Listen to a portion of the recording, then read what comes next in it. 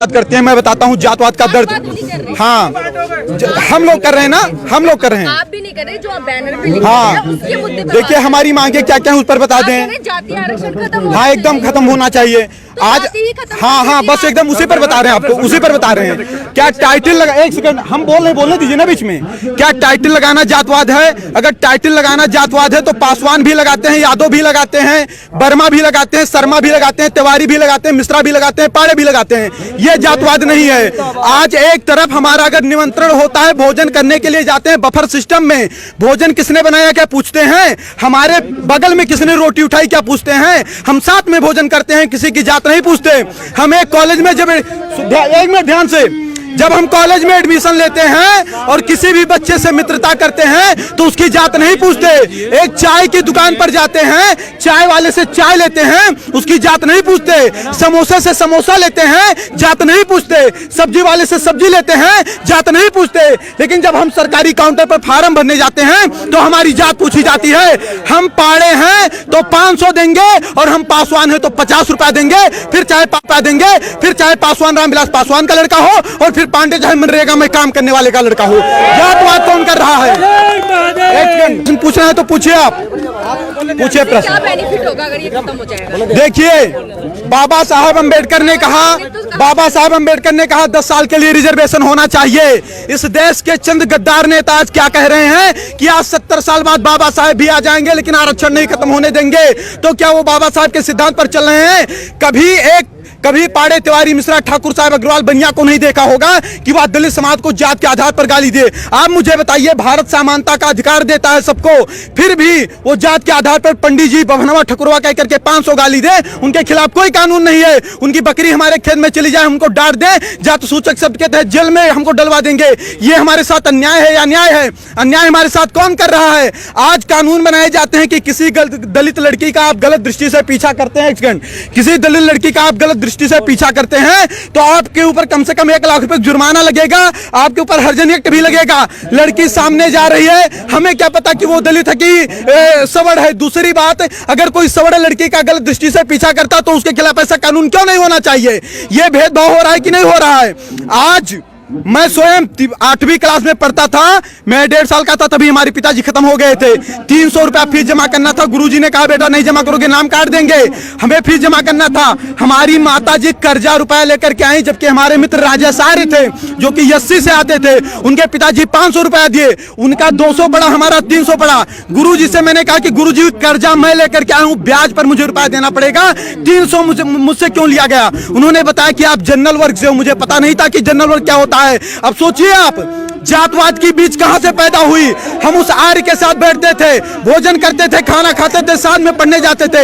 हमने जातवाद नहीं किया, लेकिन हम पाड़े थे इसलिए 300 रुपया लिया गया, हम ब्याज पर लेकर आए थे, भुखमरी के कगार पर थे, ये हमसे नहीं पूछा गया। जात के आधार पर तो शोषण हमारा हो रहा है 70 साल। आप बताइए, एक छोटी सी बात बताइएगा, भारत का संविधान कहता है, वहां देख के बोलो ना, भारत का संविधान कहता है कि अगर किसी का बाप 302 करेगा तो उसकी सजा उसके बाप को मिलेगी, बेटे को नहीं मिलेगी। सही कह रहा हूं, गलत कह रहा हूं? अगर मैं किसी का मर्डर करता हूं तो उसकी सजा मेरे भाई को मिलेगी या मुझे मिलेगी? किसे मिलेगी? मुझे मिलेगी ना। तो सोचिए, 1947 के पहले जो शोषण हुआ, ना शोषण करने वाले जिंदा हैं और जिनका शोषण हुआ ना वो जिंदा हैं। फिर उसका बदला 1999, 92 और 95 में पैदा होने वाले बच्चे से क्यों लिया जा रहा है? आज अगर 70 साल से सारे नेताओं के भाषण सुन लीजिए, क्या कहते हैं कि यह सरकार दलितों की है, पिछड़ों की है, शोषितों की है, वंचितों की है। फिर भी 70 साल से दलित दलित है, शोषित शोषित है, वंचित वंचित है। तो इसका जिम्मेदार सरकार है कि सवर्ण है? इसका जिम्मेदार संविधान है कि सवर्ण है? सवर्ण के ऊपर कैसे आरोप लगाया जा सकता है? हम नरेगा में काम करें, हम मजदूरी करें, हम ठेला लगाएं, लेकिन पंडित जी हैं इसलिए मुझे अच्छे स्कूल में एडमिशन नहीं मिलेगा, 90% लाकर मुझे फेल कर दिया जाएगा। क्या मुझे इस देश में न्याय नहीं मिलना चाहिए? और अगर न्याय देने की क्षमता इस देश की सरकारें नहीं रखती हैं तो खुल करके कह दें कि आप इस देश के नागरिक नहीं हो, हमारे मताधिकार भी छीन लें। फिर क्यों कह रहे हैं, हमारे वोट क्यों ले रहे हैं वो लोग? SC/ST एक्ट का 10 महीने जेल है। अब आप क्या मांग रख रहे हैं? अगर इन मांगों को नहीं माना जाए, हमारी मांग ये है कि देखिए, एक समय था, एक कालखंड था जब जातवादिता रही होगी। आज जातवादिता नहीं है। यहाँ जितने लोग आए, मैंने किसी की जात नहीं पूछी, सबसे हाथ मिलाया, नमस्ते प्रणाम किया। आज कोई ऐसा नहीं करता। अंतर्जातीय विवाह भी हो रहे हैं। अंतर्जातीय विवाह, आपको पता होगा कि भारत का संविधान कहता है कि 18 साल की लड़की हो जाएगी तो स्वेच्छा से शादी करने के लिए वह निर्णय ले सकती है कि नहीं है? तो अब शादी अंतरजातीय करना है कि जातीय करना है, वो लड़कियों के ऊपर निर्भर है। बाप उस पर दबाव नहीं बना सकता है, उस पर आप हम पर भी प्रेशर नहीं बना सकती हैं। और आपको बता दूं, अगर अंतरजातीय शादी करने से जातवाद खत्म होता तो अम्बेडकर की वाइफ भी ब्राह्मण थी, वो क्यों नहीं ब्राह्मण हो गए अम्बेडकर जी? वो दलित के दलित क्यों रह गए? रामविलास पासवान ब्राह्मण क्यों नहीं हो गए? वो दलित के दलित क्यों हैं? ये चंद लोग मलाई काट रहे हैं। आज गांव का गरीब दलित गोबर और मिट्टी में पड़ा है और दलित का मुद्दा उठाने वाले लोग मर्सिडीज से चल रहे हैं। उसके बाद उनका शोषण वो करते हैं। 22.5% दलितों का रिजर्वेशन, क्या उसमें कोई सवर जा सकता है? नहीं जा सकता। उसका लाभ कौन ले रहा है? दलित ही तो ले रहा है। अगर कहीं पर आरक्षित सीट आती है तो वहां चुनाव कौन लड़ेगा? दलित ही तो लड़ेगा, सवर तो लड़ नहीं पाएगा। फिर उनका अधिकार कौन खा रहा है? 56,000 करोड़ अनुसूचित जात के लिए और 39,000 करोड़ अनुसूचित जनजात के लिए ये जात के आधार पर बजट है। अगर जात के आधार पर ये बजट आए तो उन्हीं के जात के लोग खाए कि हम लोग खा लिए? फिर आरोप हमारे ऊपर कैसे लगाया जा रहा है कि हम उनका शोषण कर रहे हैं? ठीक है, और कोई बात हो तो बताइए। हम ये बताना चाहते हैं, देखिए हमारी सरकार से, देखिए हम इस देश के नागरिक हैं। हमने कभी तोड़ फोड़ नहीं किया, हमने कभी किसी का विरोध नहीं किया। हमने, एक सेकंड बोलने नहीं दीजिए ना, 1 मिनट रुक जाइए, 1 मिनट रुक जाइए, कुछ बोलने दीजिए ना। हमने कभी सरकार के खिलाफ आवाज नहीं उठाई, हमने कभी तोड़ फोड़ नहीं किया, हमने बस नहीं चलाए, हमने ट्रेन नहीं फूकी। हमारी मांग हमेशा शांति से रही है। बाप दादा देश के लिए, धर्म के लिए लड़ते लड़ते मर गए, उनके बच्चे आज सिस्टम से लड़ करके मर रहे हैं। 2 लाख ब्राह्मणों के जनेऊ तोड़वा दिए गए, गर्दनें कटवा दी गई। 12-12 साल के राजपूत बच्चे, उनकी माएं तिलक लगा करके युद्ध क्षेत्र में भेज देती थी, तब हमारा धर्म बचा। हम देश और धर्म के लिए लड़ते लड़ते मर गए, हमारे बाप दादा मर गए, आज हम सिस्टम से लड़कर मर रहे हैं। क्या इसीलिए लड़कर मरे थे?